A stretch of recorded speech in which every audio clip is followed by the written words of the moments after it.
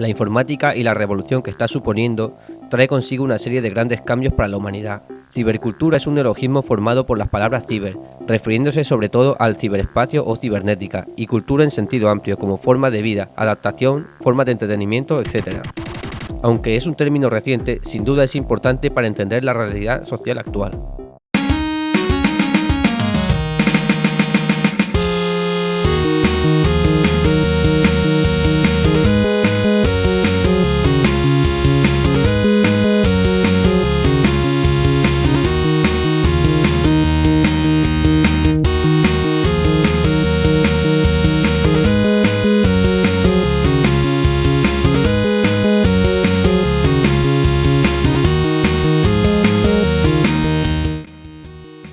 Hay dos definiciones principales de la cibercultura. La cibercultura como cambio en la cultura o transformación de la cultura que ha derivado del uso de las tecnologías de la información y la comunicación desde su implantación a mediados de los años 80 en el público general. Esta definición en general sostiene que la cultura ha llegado a un nivel superior en el que incluye lo virtual.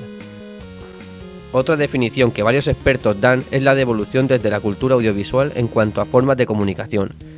Cibercultura como interactividad, globalización y cambio en toda forma económica, social, política, artística y técnica es otra manera de explicar este cambio. Centrándonos en el ocio y entretenimiento, innegablemente ha cambiado con este fenómeno que es la cibercultura. Los videojuegos, el cine, las series, los documentales, todo ha cambiado, sobre todo en su forma de ser distribuidos con este hecho y sobre todo con el punto de inflexión que supuso Internet. A continuación daremos una serie de claves sobre la cibercultura, empezando por sus orígenes.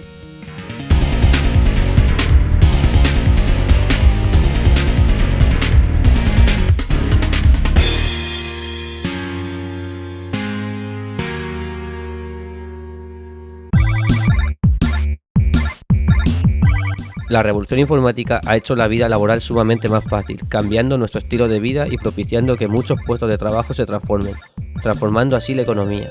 La cibercultura va directamente ligada a la información y aunque no es un término aún oficial, muchos expertos hablan ya de revolución informática o revolución de las tecnologías de la información y la comunicación como de revolución industrial.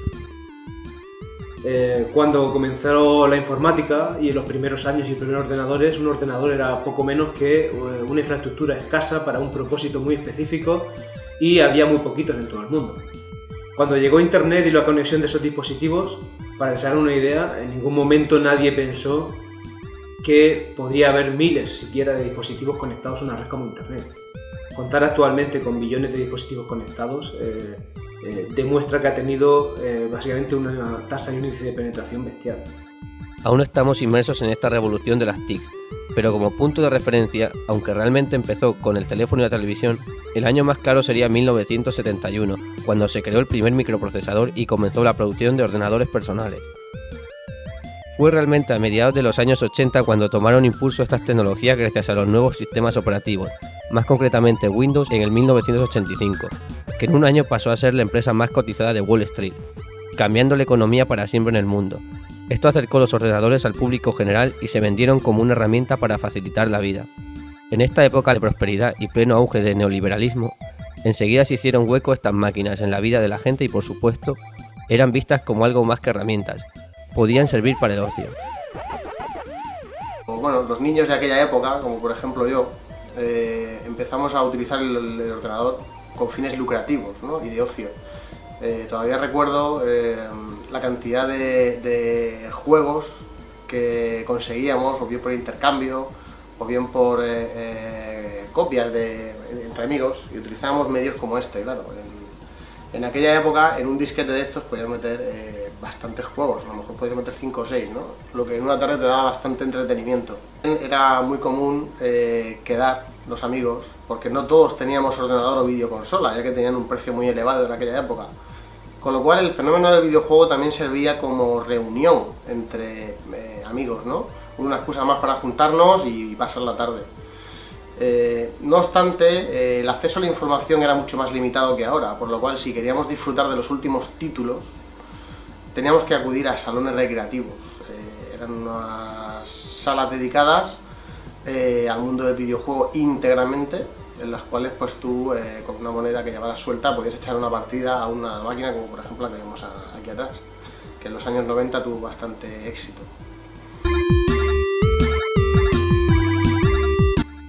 Las consolas, recreativas y ordenadores aplicaron también la informática y el videojuego se hizo un fenómeno mundial. Los videojuegos, ya muy lejos del Spacewar o el Pong, aumentaron increíblemente en variedad e irrumpieron como los ordenadores, teniendo su época dorada en los 90 con títulos como Mario Bros, Street Fighter o Test Drive.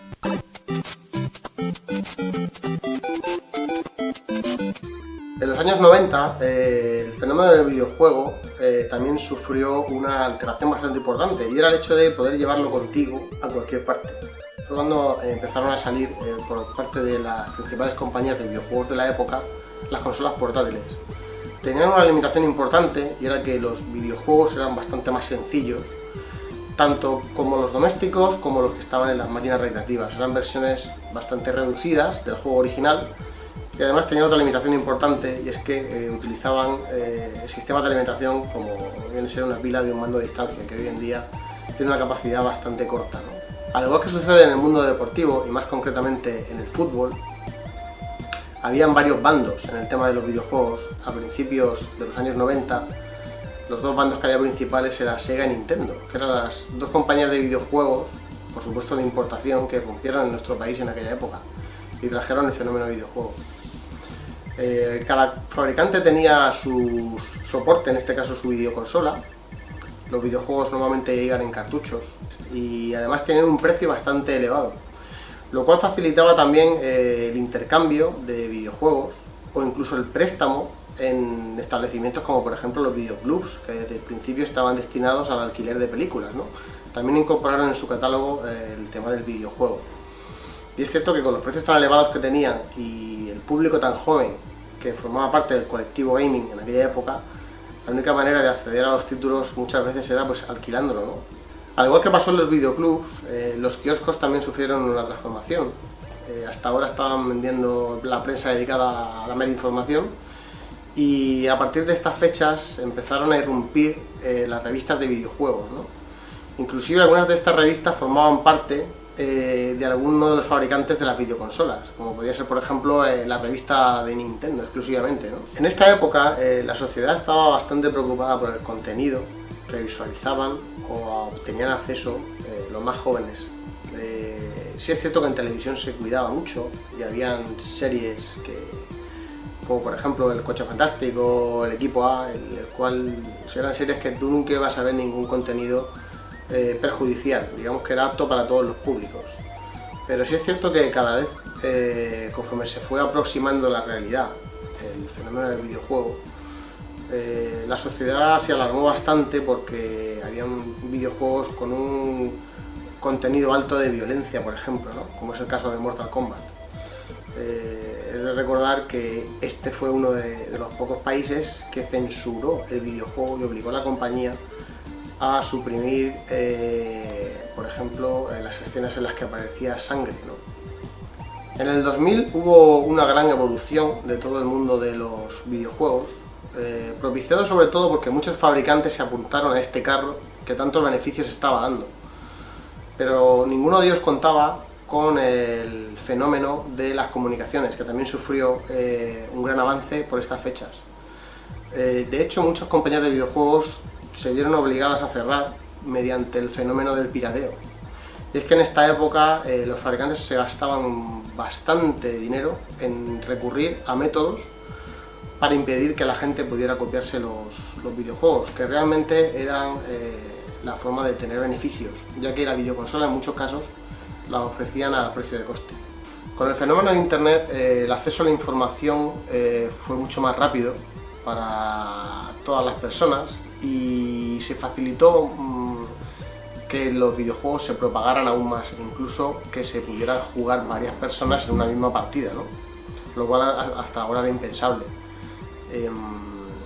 También subieron en cuanto a calidad y detalle de los videojuegos y fueron necesarios en nuevos formatos como por ejemplo el Compact Disc, que también fue introducido en las videoconsolas domésticas, ¿no?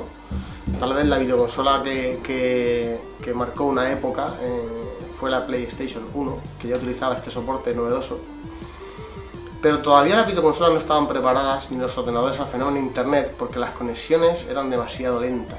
Pues acudíamos a salas que digamos que era la evolución del recreativo y se empezaron a llamar cibercafés. o cibersalas de juegos, ¿no? En las cuales habían muchos ordenadores conectados dentro de una misma sala y se podían jugar partidas simultáneas de a lo mejor 15 o 20 personas, y ya creas que no, pues era una nueva excusa para salir de casa, ¿no? Y compartir pues una tarde, por ejemplo, en amigos. Lo que sí es cierto que a medida de que todo el mundo de la conectividad ha ido aumentando, se ha ido individualizando cada vez más el tema del videojuego, ¿no?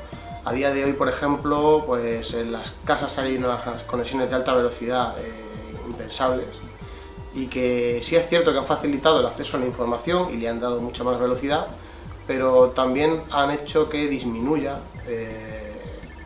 el hecho de que se junten las personas, por ejemplo, una tarde para jugar. Ahora cada persona puede jugar con gente que ni conoce ni va a conocer en la vida probablemente, son completos desconocidos, pero sin embargo pueden utilizar o compartir su tiempo de ocio para hacer una partida. La cibercultura se puede apreciar desde 3 puntos de vista. 1. Interactividad, que es la relación entre la persona y el entorno digital definido por el hardware que los conecta a los dos. 2. Hipertextualidad, que es el acceso interactivo a cualquier cosa desde cualquier parte. Es una nueva condición de almacenamiento y entrega de contenido. 3. Conectividad, que es lo potenciado por la tecnología, por ejemplo, Internet. La cibercultura incluye varias interacciones humanas mediadas por la red de computadores, como son actividades, ocupaciones, juegos, lugares y metáforas, e incluyen una variedad de aplicaciones informáticas. Algunas son ofrecidas por especialistas en software y otras son protocolos propios de Internet como blogs, redes sociales, juegos en línea, wikis, juegos de rol, televisión interactiva, comercio electrónico y otros. Hoy estamos inmersos en una dimensión donde como seres humanos convivimos con todo lo que acontece en el ciberespacio. Es decir, que la Internet, la telefonía móvil, la radio, la televisión, entre otros tantos medios, llevan a resignificar aquello que acontece en nuestras vidas, al punto de afectarnos como seres humanos en nuestras relaciones y acciones concretas.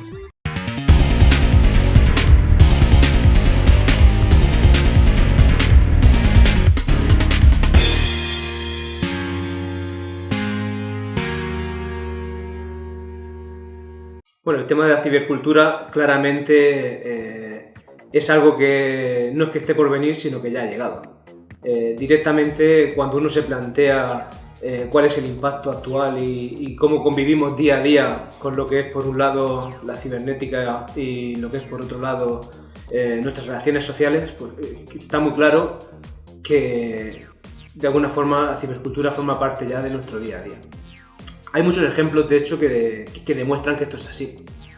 Por ejemplo, pues no hay nada más que darse cuenta del volumen de personas que actualmente usan Internet. Estamos hablando, por ejemplo, de una cifra en 2013 de 2,4 billones de personas. Esto es algo que claramente demuestra que con la disponibilidad que ha habido y que ha aumentado cada vez más de la tecnología, hoy día todo el mundo, cuando lleva un smartphone en el bolsillo, está llevando un ordenador. Y los ordenadores están presentes en todo, desde los coches, desde nuestros bolsillos, como digo, en nuestros hogares, en nuestras casas inteligentes. Cada vez más están introduciéndose en escenarios, por ejemplo, como ciudades y smart cities, donde vamos a tener la capacidad de saber exactamente qué está pasando en todo momento. El control de tráfico se hace por ordenador hoy día, los semáforos se controlan por ordenador.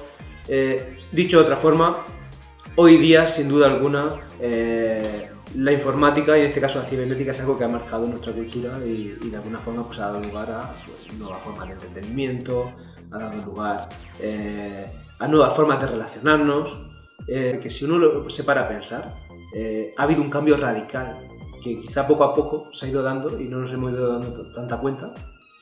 Pero, por ejemplo, cuando uno piensa, pues no sé, en la mayor compañía de taxis que pueda haber a nivel mundial, hoy día Uber, por ejemplo, no tiene ningún taxi en propiedad.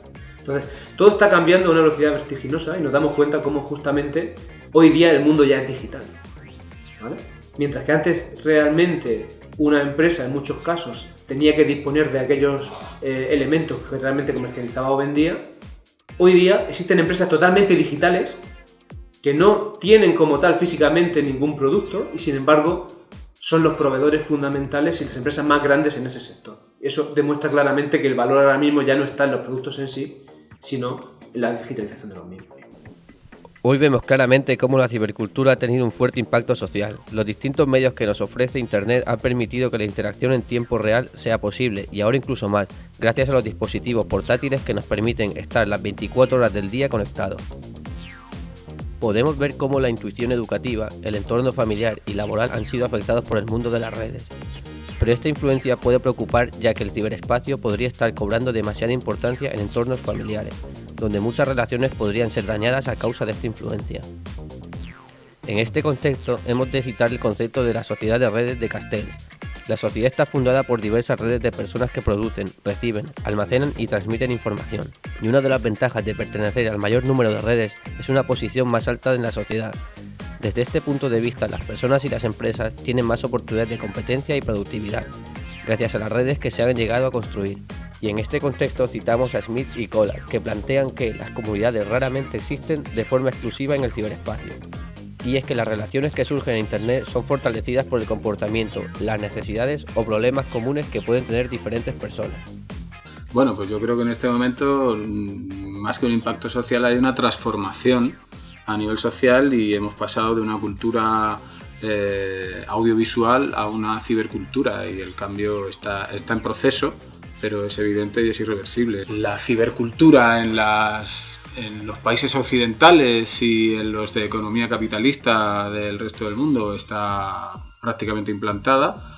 Tiene que ver con el crecimiento de las generaciones que han nacido con la tecnología móvil disponible, y bueno, pues es irreversible. Obviamente cambian no solo las maneras de relacionarse, comunicarse, sino también la propia forma de construir sociedad, de trabajar, etc., ¿no? De acuerdo con un estudio realizado en la Universidad Antonio Nariño de Cartagena, Colombia, en todos los encuestados, 310 estudiantes y 38 profesores, el 94,9% pertenece a alguna red social. El estudio también muestra las horas que los estudiantes dedicaban al ámbito educativo. El 86,8% dedica hasta 4 horas al día a las redes sociales, lo cual es un indicador de potencial que tienen las redes sociales para fines pedagógicos. Según Lores y Capdaferro, las redes sociales favorecen la cultura de comunidad virtual y el aprendizaje social. Desde un punto de vista psicológico, esta cultura tiene su fundamento en valores que surgen de los participantes que interactúan en Internet.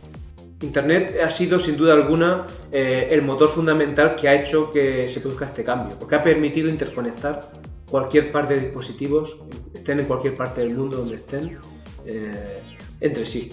Entonces, la pregunta que muchas veces se hace la gente es: ¿esto realmente está ayudando a que nos relacionemos más o no? Yo creo que, como en todo, la tecnología no es más que algo que nos permite hacer ciertas cosas, y esas ciertas cosas pueden ser buenas o malas, del mismo modo lo hagas basándote en la tecnología o sin tecnología. Que si yo ahora me limito exclusivamente a vivir en este mundo digital y me encierro en casa y ya no salgo ni a hacer la compra, pues efectivamente acabe teniendo algún serio problema social, pues también puede ser. Entonces hay que saber encontrar ese equilibrio, pero la tecnología en sí no es ni buena ni mala. La tecnología simplemente es un habilitador que nos permite hacer ciertas cosas de determinada nueva forma, y desde ese punto de vista lo que tenemos que hacer es saber dar un buen uso a este tipo de tecnologías. Si tenemos que hablar de aspectos negativos, los negativos son la pérdida de los aspectos característicos de la anterior cultura, ¿no? De la cultura audiovisual, que se están perdiendo, sustituidos por las nuevas formas de hacer, de pensar y de actuar, ¿no? Pero bueno, quizá aquella idea que comenzó hace un par de décadas a desarrollarse de la brecha digital entre ciudadanos de una misma sociedad se ha trasladado, y ahora hay dos brechas digitales. Una tiene que ver con el desarrollo económico de un país. Obviamente los países más desarrollados son países que tienen una gran brecha digital con los países con menos desarrollo, porque no hay disponibilidad de tecnología, ni infraestructuras, ni posibilidades de uso por parte de los ciudadanos. Y luego hay una brecha digital también patente entre las generaciones más jóvenes en una misma sociedad y las mayores, porque incluso las formas de comunicarse y de trabajar son diferentes, y eso está provocando conflictos laborales, sociales, culturales en las propias sociedades avanzadas, por el cambio de hábitos, por la diferencia de la forma de trabajar, ¿no? Y de relacionarse. Por ver desde el punto de vista técnico algunas cifras que avalan el que esto hoy día es masivamente utilizado, pues decir, por ejemplo, que En un minuto, en Internet, se envían aproximadamente 204 millones de emails. En un minuto, en Internet, se envían 277.000 posts en Twitter. En un minuto en Internet se están descargando 48.000 apps. Esto sin duda alguna ha sido una nueva revolución industrial que ha cambiado totalmente la forma en la que funcionamos. Entonces, claro, siempre surge el tema de la dependencia, ¿no? Realmente, bueno, ¿y cómo dependientes somos de la tecnología? Yo ahora mismo, si no llevara mi teléfono móvil, pues casi que no sé si sería capaz de salir de casa. Pues eso es cierto y pasa, y está habiendo de hecho algunos problemas serios de dependencia. Dependencia puede haber, pero en este caso, desde el punto de vista si se puede o no se puede estar fuera de este mundo, diría sí que se puede. De hecho, tenemos grandes informáticos que piden que no hay que estar porque, de hecho, hoy día es muy fácil estar traceados y que sepan en todo momento qué es lo que hacemos, cuándo lo hacemos, cómo lo hacemos. Eso es cierto. Ahora, hay que saber encontrar ese equilibrio entre la privacidad de la persona y la ventaja que te aporta el uso de la tecnología. En este contexto de la irrupción del smartphone, tenemos que hablar de los videojuegos como forma de entretenimiento. En primer lugar, tenemos que hablar de las ventas del smartphone. Las ventas de estos dispositivos no paran de crecer y así lo refleja el estudio realizado por Strategy Analytics, que revela que en 2015 se llegaron a vender 1.441 millones de smartphones en todo el mundo, siendo el dominante Samsung con 319 millones de unidades vendidas y en segundo lugar Apple, con 231 millones de unidades vendidas. En segundo lugar hay que hablar de las consolas portátiles. Dentro de estas consolas encontramos la Nintendo 3DS y la PS Vita. Ahora bien, tenemos que hablar de las preferencias de los gamers a la hora de jugar. Un estudio realizado por la ADESE en 2013 revela que en España un 31% juega mediante PC, un 26% mediante consolas domésticas, un 25% mediante smartphone y un 17% mediante consolas portátiles. Vemos claramente que los smartphones están ganando la partida a las consolas portátiles. Hay varias razones por las que los jugadores prefieren los smartphones antes que las consolas portátiles, entre las que citamos. En primer lugar, la portabilidad con la que no puede competir las consolas portátiles. Otra de las razones es que los jugadores pueden elegir entre miles de videojuegos y muchos de ellos gratuitos, no teniendo que elegir entre Sony o Nintendo. También se destaca la experiencia táctil que ofrecen los smartphones y otros complementos como micrófonos. Aunque se puede llegar a pensar que no se obtienen muchos beneficios por dejar disponibles por poco dinero un videojuego, el beneficio es enorme gracias a que se consiguen millones de descargas. Mencionar también la posibilidad que ofrecen los smartphones de compartir nuestra experiencia jugando en las redes sociales, y los desarrolladores de videojuegos para estos dispositivos han demostrado que no hace falta videojuegos con grandes dificultades para conseguir entretener al jugador. En este contexto citamos al famoso Angry Birds. Para hablar del impacto económico que ha generado la implantación de la cibercultura, hay que empezar familiarizándose con algunos conceptos como el de capitalismo cognitivo, el cual, en contra del capitalismo clásico, establece otro tipo de relaciones socioculturales debido a que transforma el conocimiento colectivo virtualizado en mercancía inmaterial de recorrido muy fugaz. Los puestos de trabajo se flexibilizan. También ha variado la forma de consumir, ya que a pesar de que existen muchas más opciones para elegir, cada vez esos consumidores se guían más de opiniones ajenas. Como dijo Pasquier, en el mundo de la red, para ser uno mismo entre los otros, hay que ser y hacer como los otros, pues es la única manera de conseguir ser aceptado. Estos cambios de información tan masivos y veloces crean una sensación de inestabilidad, ya que, como dice Lipovetsky, el universo del consumo y la comunicación de masas se presentan como una fantasía, un mundo de seducción y de movimiento incesante cuyo modelo no es otro que el sistema de la moda. No hay ya, como en el de las sociedades tradicionales, repetición de modelos del pasado, sino todo lo contrario, novedad y tentación sistemáticas, como norma y organización del presente. Bueno, la idea de montar el Mirtia nació a raíz de que yo y mi compañero pues echábamos de menos nuestra época de cuando éramos más jovencillos, de que íbamos a los ciber y bueno, ya sabemos todos que los ciber se fueron al traste, se quedaron un poco soletos y decidimos montar o dar un paso un poco más allá y montar pues lo que ahora denominan Battlecraft. Bueno, lo que ofrecemos aquí en Mirtia, dependiendo obviamente del tipo de jugador, ¿vale? Todos sabemos que hay dos tipos de jugadores, los casual y un poquito más los profesionales. Pues dependiendo del tipo de jugador, pues ofrecemos unas cosas u otras. Para lo que entre comillas denominaríamos casual, ofrecemos 5 videoconsolas, juegos de mesa, más de 40 por cierto, y una máquina arcade para los más viejetes, por así decirlo. Y luego, pues en el ámbito un poquito más profesional, pues bueno, tenemos 10 ordenadores de de alto nivel para competir. Y bueno, solo ofrecemos equipos, que por cierto nosotros tenemos uno propio. Bueno, desde hace 6 meses que abrimos Mirtia, concretamente octubre, la evolución del local ha sido muy buena. La gente lo ha acogido bastante bien. Todos los días llega gente nueva, se echan aquí las partidas de los colegas, no sé. Las redes sociales, la verdad es que también van bastante bien. Y bueno, y el equipo, pues lo mismo, también muy bien.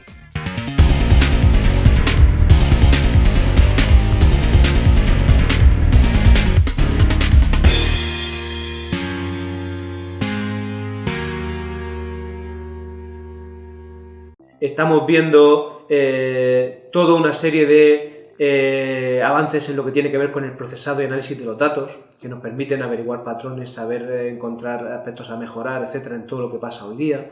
Realmente la tecnología sigue avanzando y estoy seguro de que cada vez más vamos a estar en un mundo digital, cada vez más digital, y sin duda esta revolución industrial que yo llamo a este fenómeno pues no va a hacer más que afianzarse y va a ser difícil de hecho cambiar esa tendencia. Ha habido una serie de avances tecnológicos que han dado lugar a este fenómeno y la tecnología no deja de avanzar en esta misma dirección. Entonces, técnicamente, ¿qué es lo que podremos esperar en los próximos 5 o 10 años? Pues ya estamos viendo, por ejemplo, que son realidad cosas como los coches que conducen de forma autónoma. Estamos viendo, por ejemplo, el tema de Smart Cities, donde las ciudades son realmente controladas por sensores y se produce un ahorro eficiente y energético bastante importante, los edificios están controlados. Bueno, la cibercultura es imparable, es la cultura social que está llegando y que está llegando para quedarse y solo puede ir a más. Ya se está hablando muy seriamente de cosas como los cyborgs, ¿no? Como el implante de tecnología en el cuerpo humano, el desarrollo de capacidades físicas con el apoyo tecnológico.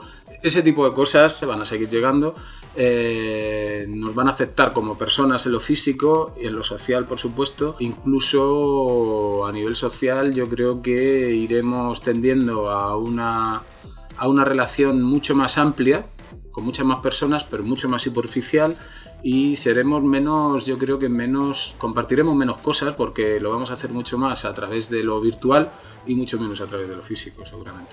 Bueno, Mirtia creemos que no es solamente un local, ¿vale? Que es algo más. De momento tenemos montado una asociación, club, y queremos que, bueno, tanto el equipo como la asociación sea reconocida a nivel nacional. Estamos trabajando sobre todo en el equipo, para que, bueno, Mirtia no solamente quede en Murcia, sino que podamos salir un poquito más allá. Y bueno, no sé, creemos que que Mirtia puede ser como una especie de sede donde puedan venir todos los jugadores españoles o profesionales, si podemos llamarlo, pues puedan asistir aquí. Un ejemplo claro de la cibercultura son las cada vez más famosas webseries. Para entender su aparición debemos situarnos en la masificación de Internet por parte de los jóvenes, los cuales vieron una oportunidad de mostrar sus opiniones, ver capítulos ya retransmitidos. Esta nueva forma de consumir series hizo que las productoras viesen oportunidad en el negocio en Internet, haciendo más uso de las herramientas que otorga Internet, aunque sin abandonar la televisión como medio principal. Fueron productoras independientes las cuales no poseían presupuesto para poder hacer series en la televisión, las que apostaron en un principio por contenido exclusivo de Internet.